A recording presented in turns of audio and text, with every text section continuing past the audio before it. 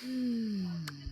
Welcome to day 72, Align and Shine with Mary Jo in this new place and space.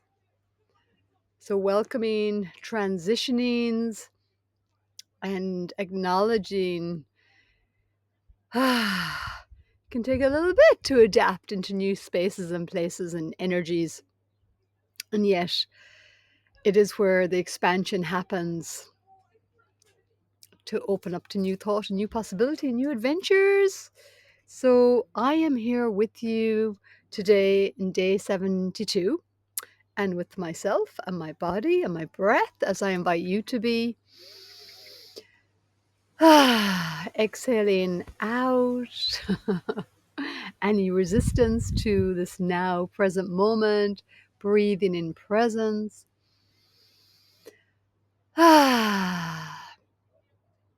And I meet you with a glass of vino. I discovered some organic vegan wine, minimal sulfates, in the shop here where I am in Tairua in the Coromandel Peninsula. And it is pretty divine and yummy. And tonight, today, this morning, whenever you're watching this, as I pondered, as I sipped my wine, as I munched on these crisp brand, if you're not familiar, proper crisps in New Zealand, they're just yummy. They're the only ones I really eat, actually. But as I munched on the crisps and I drank the wine, its own kind of meditation, I pondered what would the theme be of this video. And I arrived at a little technique that just came to me one day, if I recollect correctly, and it was on one of the massage trainings that I was hosting, guiding at my retreat center a few years ago. At least that's what I recall. I know I definitely shared it on different massage trainings because it's such a powerful technique. And it is a technique that will drop you out of your head, bring you back into your heart, and really let go of the pressure. The pressure, all the mental stuff that goes on. And so partly what has led up to this and inspired this, I feel, is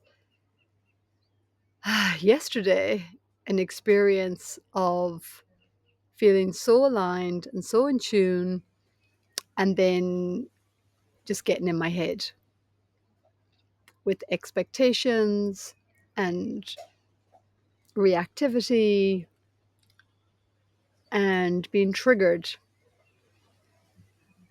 and just watching all of that and just watching, observing within myself, just how makes me actually sad to, this kind of, I can feel tears in my eyes as I just acknowledge all of this in transparency, the messy and the magic. And last night was about the messy, and part of that was sharing about the part of self that feels unmet, but also recognizing that that is also um, often a memory. It's from the past. It's not even from the present moment. It's actually, it's these past memories that are projected into the future and then jump into conclusion and going into that mental emotional reactivity. And this is the pattern, the lupin pattern.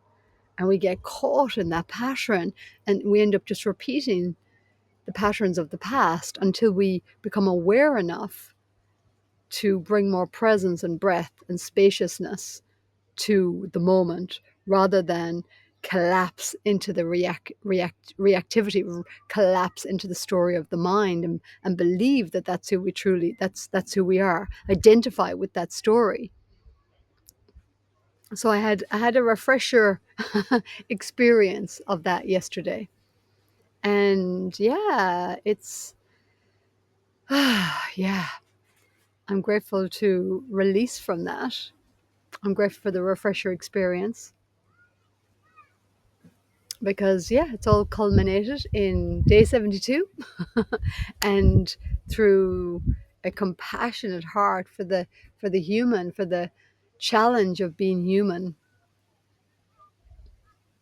and bringing more of that divine presence to our humanity, to our embodied awareness, present moment, so that we don't get caught and stuck in the stickiness of these energetic patterns and looping and memories. There's an amazing quote from Sadguru that I read that really was helpful as well, and just like, um, and something like this. It was, I wonder if I can find it actually, so I don't butcher it. Let me see.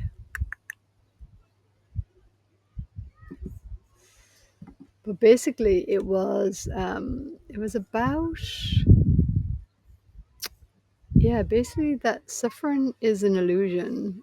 It's truly, we're either just it's either just a memory, or if it's in the past, if it's, from the past, it's a memory that's coming up and being repeated, or or, and it hasn't been completed as an energy package, or we're projecting our, worst case scenario fears or whatever into the future. So we're just using our imagination in a really crappy way and projecting into the future.